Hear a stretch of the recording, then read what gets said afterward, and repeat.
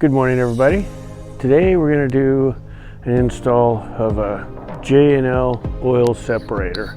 What this does is it generally takes all of the pollutants that's in your PCV valve assembly, positive crankcase ventilation, and instead of shooting it right back into your direct injection engine, it'll flow through the two tubes and collect here as a condensate that will then drip into this pan. So this is an install I should have probably done right when I bought the truck, but I didn't really know about it, and I learned as time went on. So now I've got 26,000 miles on the truck, and I'm going to start protecting it from its own internal pollutants. But this is a pretty cool setup. This is all a billet aluminum one-piece design. J&L, they've been doing this for a while. The J and the L are the husband and the wife team, made right here in America, so I believe in supporting them 100%.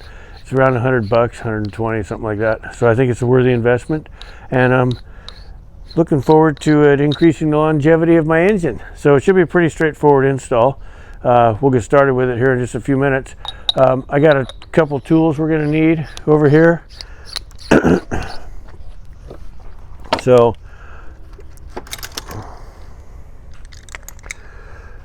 you know me, we always need our blue rags. So get some of those babies. Otherwise you're going to mess up your nice shirt and your wife will clobber you. So you need a standard number 2 Phillips screwdriver, a 5/16 nut driver. You don't actually need that. You could use a standard screwdriver, but it should make it a lot easier. Then a 1/4 inch drive with a 10 millimeter and a super mega extension because it's going to be tough to reach. But this should be all we really need, guys. Like I say, you could use, instead of the 5/16, you could use a standard head, so which sometimes works better. But anyway, that's all we're going to use, and we're going to get right after it. Okay, so first thing we're going to do is get this big air box out of the way so we can have a little bit of access to the hoses and stuff. Mostly we're going to be accessing the other side of the motor, but you got to start here. So back behind here, there's a hose. Just push on the back of this, the gray part there, the tab, and that should give you enough to release it. Obviously, it's always easier on TV. That pops right off. Then over here on this side, we're just gonna release this real quick.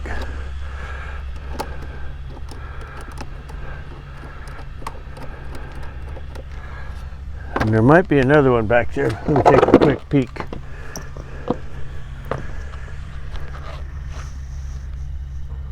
I don't see one. So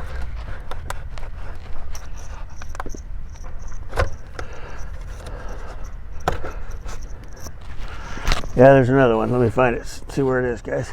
All right, so the other one, guys, is right here where it attaches down to the throttle body. It's really tough to see down there. Anyway, there you go, right there. That one you got to get loose too. Okay, we got that one loose on the throttle body. Now we should be able to pop it loose. There we go. Now we just flip it up out of the way. Give this a little access here. There we go. So now the where we're going to be mounting the tank itself with this little bracket, there's we're going to end up hanging it right on here. So we'll have to loosen this up over here in order to get that. Okay, so in order to move the tank so we can install our bracket, we need to loosen this nut right here. This bolt. Actually, it looks like you do have to take it out all the way. Try not to drop it down in there. You'll be speaking Chinese.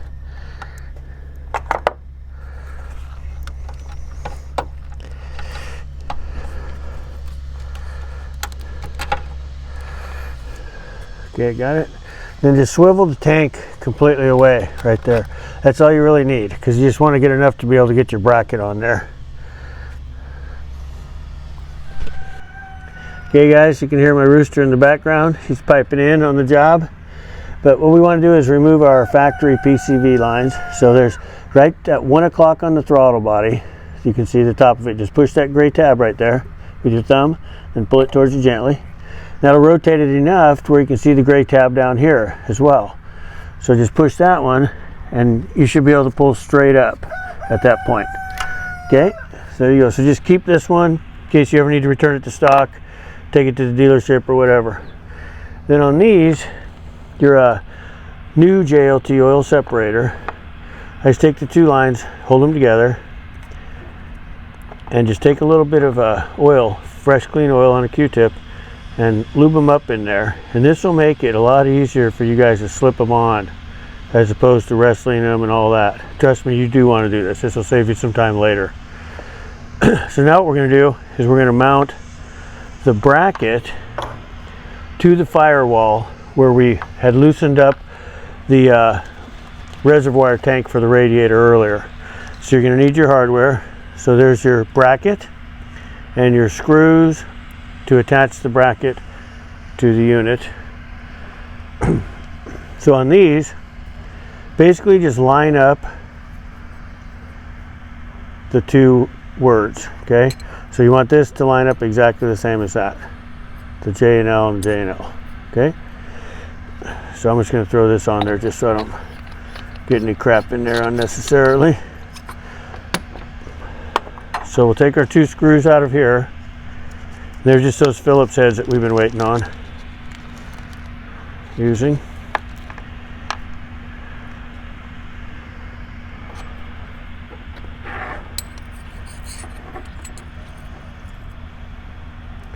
Just get those babies started with your fingers.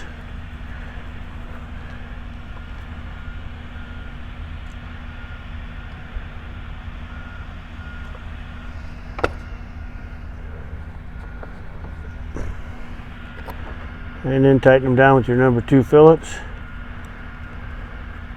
As always, just get them good and snug. Do both of them together. Don't strip them out trying to be cool. You can always check them later on if you need to. Okay, so there we go. Now we've got a unit ready to install. So what we'll do,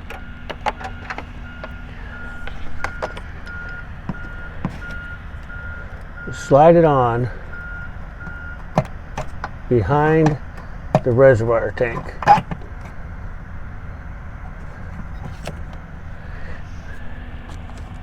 And we'll just put our nut on.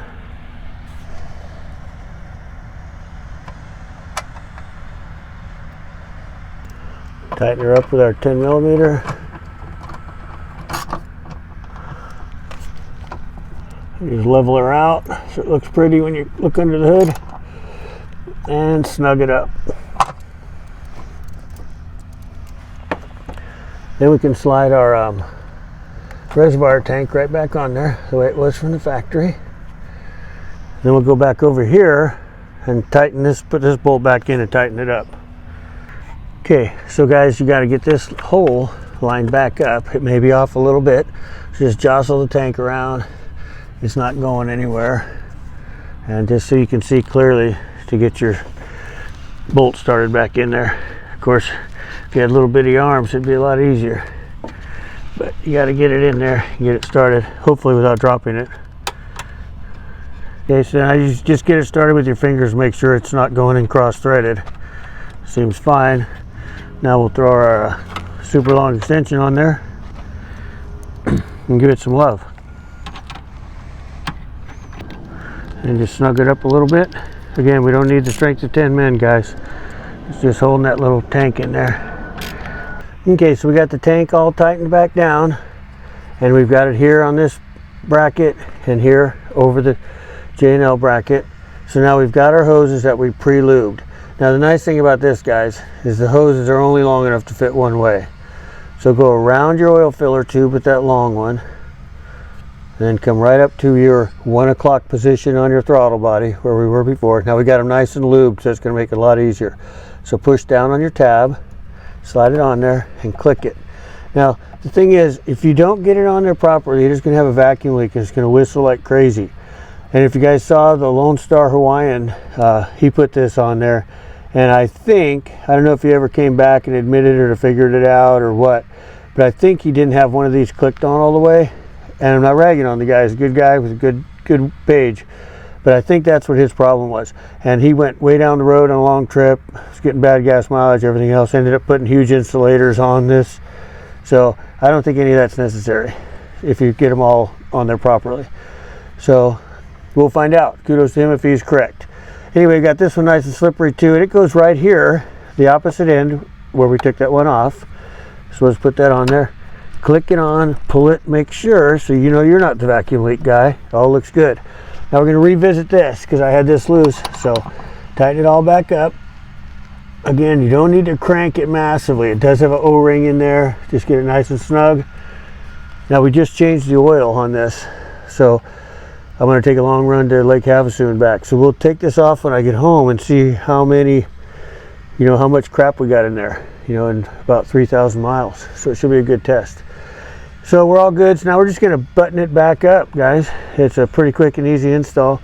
So you want to make sure you get this on the throttle body properly. Okay, so we'll just go opposite of how we took it apart. So we know we got plenty of room to wiggle.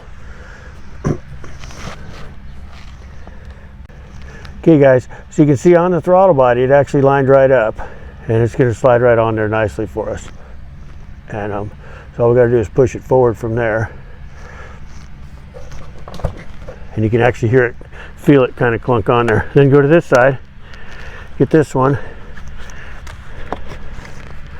wiggle it back on.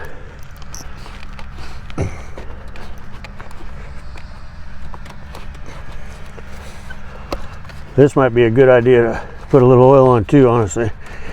You always got to jiggle these and jostle them, but there, it clicks right in place. So we'll tighten that one, we'll tighten this one.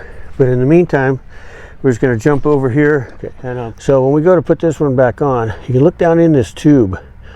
You can actually see that gunky crap in there. And that's the stuff we're going to want to avoid pumping back through the engine. So that's what the whole idea of this is. So then just make sure you double check your connections.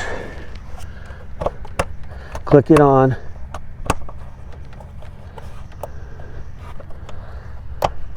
So there we go. Okay, so it's not coming off. So try to take it off gently, but then you'll know it's clicked in place. Both ends are good. And now we'll just tighten up the throttle body and the air intake over here, and we should be good to go, guys.